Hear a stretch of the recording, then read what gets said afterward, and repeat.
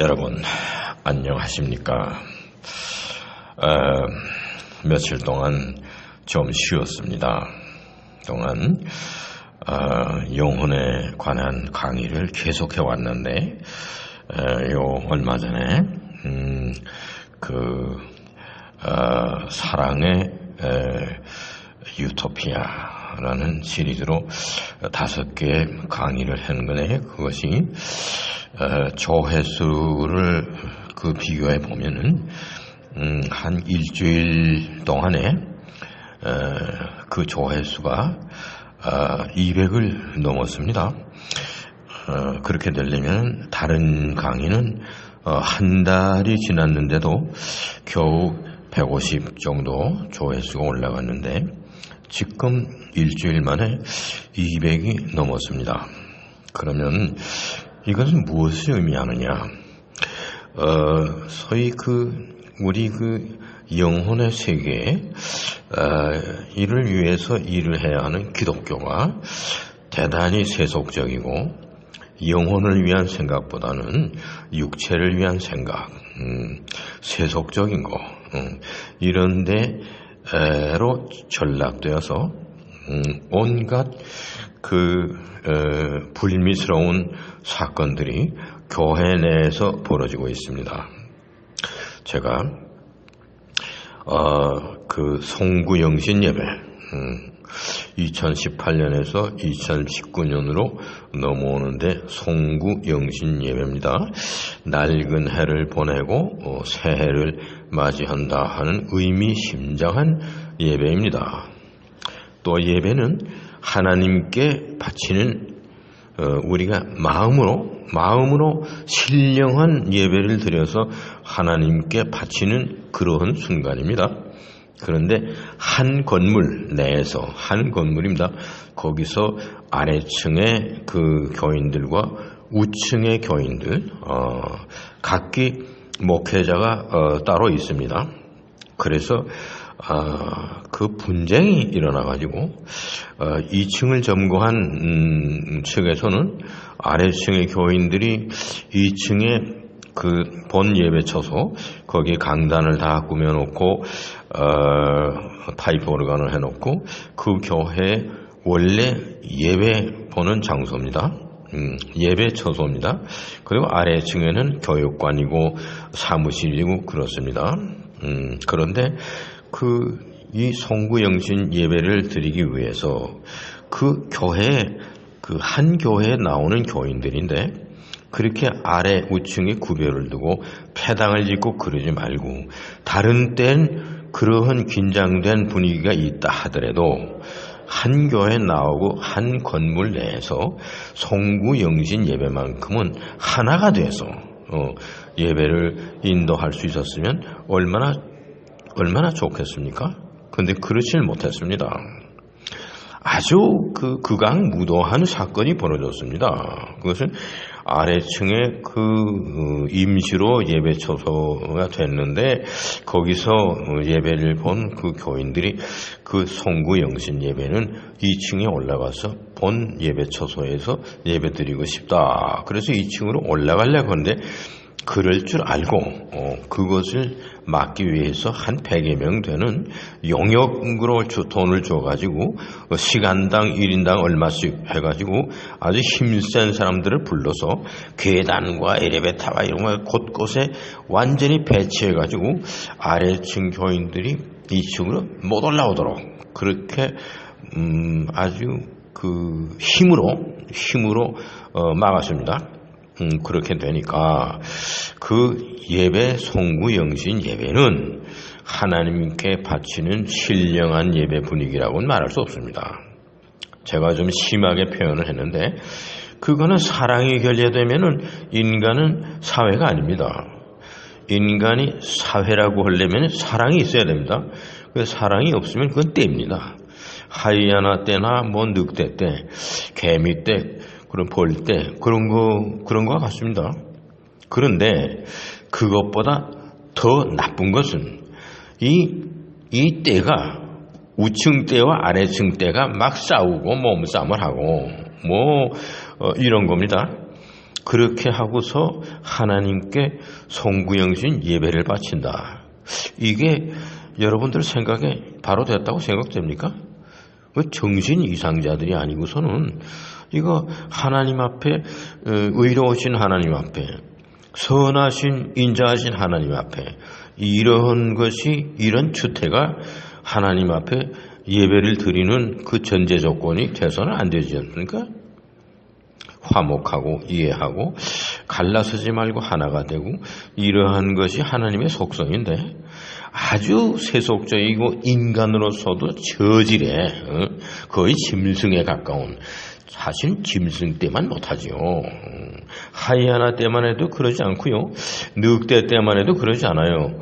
개미의 떼들이나 벌떼들이 그러지 않아요. 그런데 이게 뭡니까?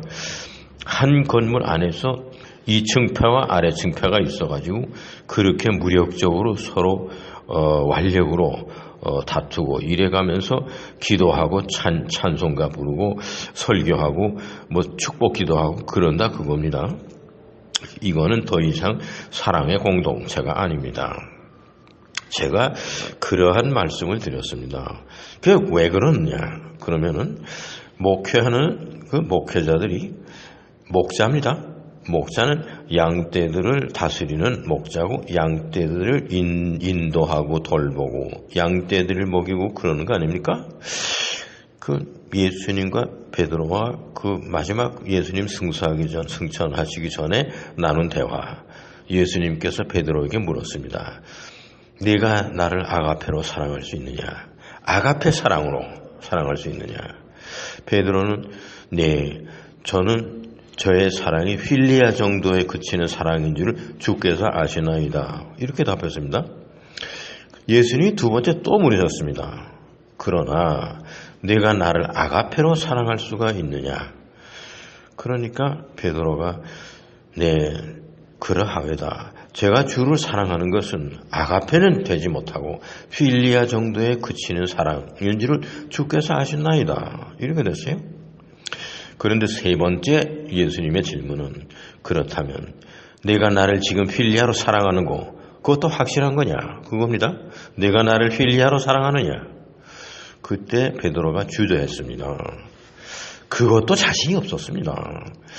두 번 자신 있게 나는 아가페의 사랑은 못돼도 휠리아의 사랑으로 주님을 사랑하고 있었습니다.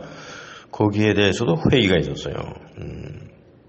그래서 한참 주저하고 망설이다가 주께서는 모든 것을 아시오매 내가 주를 사랑하는 이 휠리아의 사랑도 어느 정도인지 주께서 아시나이다. 이겁니다. 예수님께서 그때마다 나는 주님을 휠리아로 사랑합니다 할 때마다 내 양떼를 먹이라. 또 두 번째도 네가 나를 아가페로 사랑하느냐. 그때도 제 사랑은 휠리아 정도에 그치는 줄을 주님께서 아시나이다. 그때는 또 내 양을 치라. 나중에 물으셨어요. 네가 휠리아로 나를 사랑하는 거 그거 확실한 거냐. 그때 베드로가 아주 망설이고 한참 주저하다가 주님께서는 모든 것을 아시는 분이 오니 저의 휠리아의 사랑의 정도도 어느 정도인지를 주께서 아시겠나이다. 그겁니다. 그때 예수님께서 또 한번 내 양을 먹이라 그랬습니다. 그럼 예수님께서 목자가 되라 하는 데에는 아가페의 사랑을 요구했던 것입니다. 그건 뭡니까? 영혼이 아가페입니다. 영혼은 아가페 사랑입니다. 호 테오스 아가페 에스팅. 영혼은 하나님의 것입니다. 하나님으로부터 유출되어 나온 사랑의 덩어리입니다. 영혼 자체는 아가페입니다. 그래서 예수님께서 베드로에게 내가 나를 아가페로 사랑할 수 있느냐? 그렇다면 그 아가페로 양떼를 먹이라. 이것은요, 육체적인 목회를 하라는 게 아니고 영적인 목회를 하라 그런 얘기입니다. 영혼의 목자가 되라. 그죠? 육체의 목자가 되는 것이 아니고 영혼의 목자가 되라. 그거 아닙니까? 영혼의 목자가 되려고 하면 아가페의 사랑을 실천에 옮겨야 합니다. 필리아의 사랑 부족합니다. 그거 예수님 생각에는. 그렇더라도 베드로가 난 능력은 도저히 아가페와 같은 신적인 차원의 절대적인 사랑은 나는 실천에 옮길 수 없는 부족한 사람입니다. 내가 사랑한다고 하는 것은 인간적인 차원의 사랑, 신적인 차원의 아가페의 사랑이 아니고 인간 사이에서 서로 주거니 받거니 하는 사랑. 경우에 따라서는 거부하고 나는 그 사랑 못하겠다. 그럴 수 있는 그런 상대적인 의미의 필리아의 사랑. 그것밖에 없습니다. 그래도 안타까운 심정으로 예수님께서 내가 다 안다. 그래도 네가 나를 앞으로는 아가페로 사랑할 수 없겠느냐. 근데 베드로가 아가페로 사랑할 수 없는 존재라고 고백했어요. 그래서 예수님께서 세 번째로 그러면 네가 나를 필리아로 사랑하는 거 그것도 확실한 것이냐 이겁니다. 이때 베드로가 당황했어요. 자기가 2번 강조했던 필리아의 사랑도 자신이 없었던 겁니다. 그러나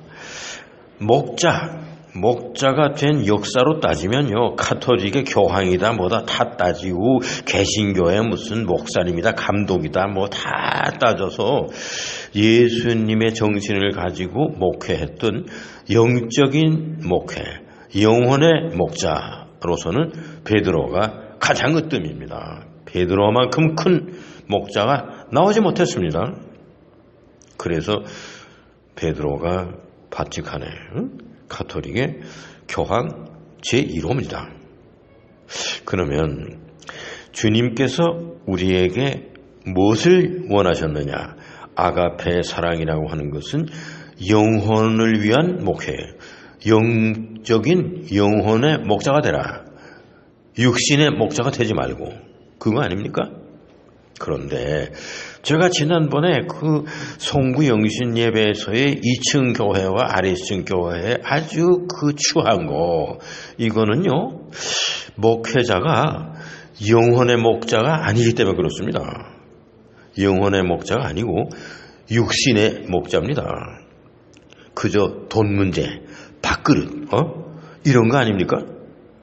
물질적인 거, 이런 것에 관심이 있어서 벌어진 겁니다.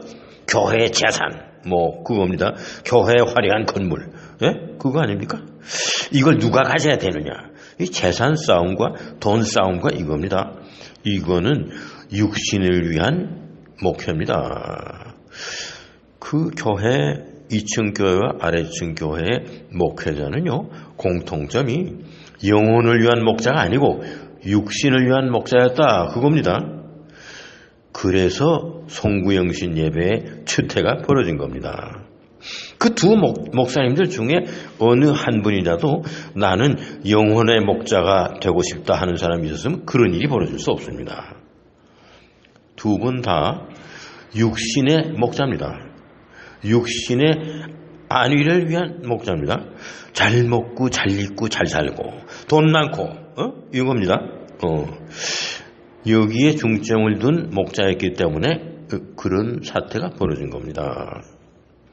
예수님께서 여기 지금 사진을 내가 제시했는데 아주 인자하신 얼굴 모습에 양 역시 얼굴이 아주 순진합니다. 아무것도 모르는 양입니다. 이거는 누가 안아주고 데리고 다니지 않으면 자기 갈 길을 모르는 그렇게 순진한 존재입니다. 이것을 예수님이 품에 안고 계십니다. 그 예수님의 얼굴 모습도 참 아름답습니다. 평화롭습니다. 이것은요, 복음서의 기록이나 어디에 예수님이 진짜 양을 품에 안았다 그런 이야기는 없습니다. 양이라고 하는 양떼라고 하는 것은 상징적인 겁니다. 양떼라고 하는 것은 사람의 영혼을 보살피라 하는 그 인간의 영혼을 양에다가 비교한 겁니다.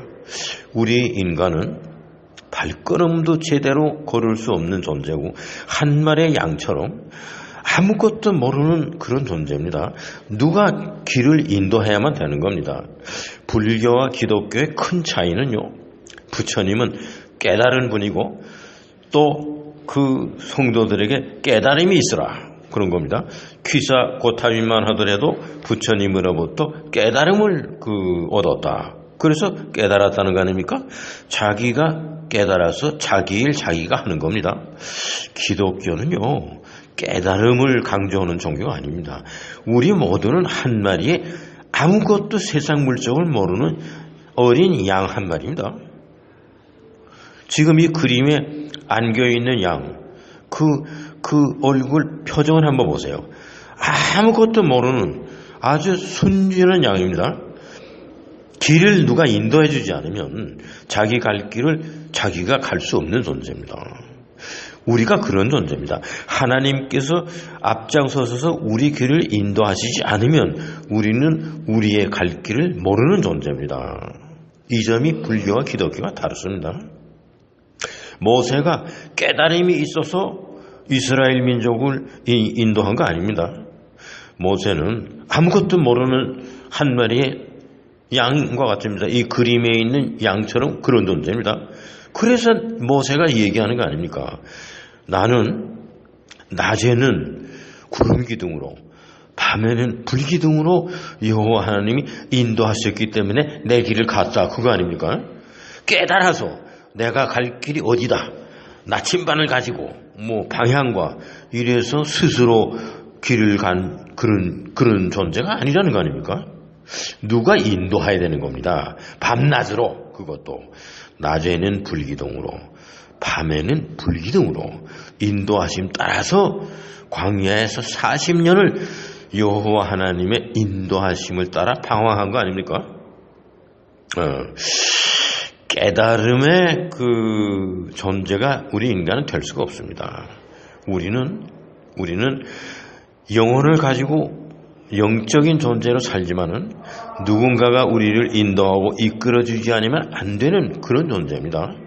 그래서 중보자가 필요하고, 그래서 주 예수 그리스도를 통하지 않고서는 아버지 하나님께로 나갈 수가 없습니다. 우리는 아버지 하나님을 깨달아서 이해할 수 없습니다. 여호와 하나님에 대해서 이해하는 방법은 예수 그리스도를 통해야만 가능한 겁니다. 예수 그리스도께서 우리를 인도해 주시지 않으면 우리는 아버지 하나님께로 갈 수가 없는 존재입니다. 바로 이 그림이 지금 한 마리의 순진한 양을 품에 안고 내려다보시는 그 예수님의 평화로운 그 얼굴 모습, 이것이 기독교의 그 상징입니다. 양떼를 인도하는 것이. 예수님은 아가페의 사랑으로 양떼들을 사랑하고 인도하고 먹이고 돌봤습니다. 베드로에게 아가페의 사랑을 강조했습니다. 그러나 아가페의 사랑을 실천에 옮기지 못해도 필리아의 사랑만 있어도 양떼를 돌볼 수 있고 먹일 수 있다. 그래서 예수님이 베드로에게 필리아의 사랑을 확인하시고 나서 내 양떼를 먹이라. 그렇게 말씀하셨습니다. 이것이 예수님께서 승천하시기 전에 베드로와 마지막으로 나눈 대화입니다. 우리는 이 대화 속에서 무엇을 생각할 수 있는가? 기독교와 불교와 이슬람 종교와 무슨 도교와 유교와 다른 점이 우리는 중보자가 있어야 되고 누가 인도해야 되고 그 목자가 있어야만 되는 그런 존재입니다. 근본적으로 인생관이 다른 겁니다. 불교 인생관과 유교 인생관, 도교 인생관과 다른 것이 기독교 인생관은요, 이거는 100% 피동적인 존재가 인간입니다. 누가 이끌어줘야만 올바로 가는 존재입니다.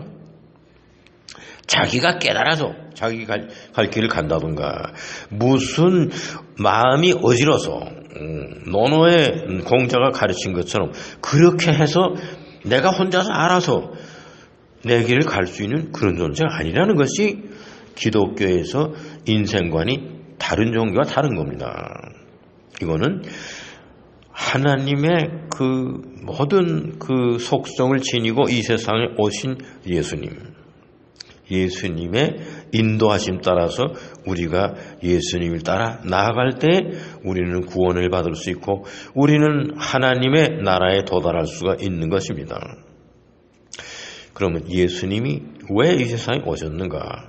이것은 한 12세기, 13세기 때 영국의 그 대주교 안셀름 대주교가 칸터베리의 안셀름 대주교가 책을 썼어요. 그 제목이 Cur Deus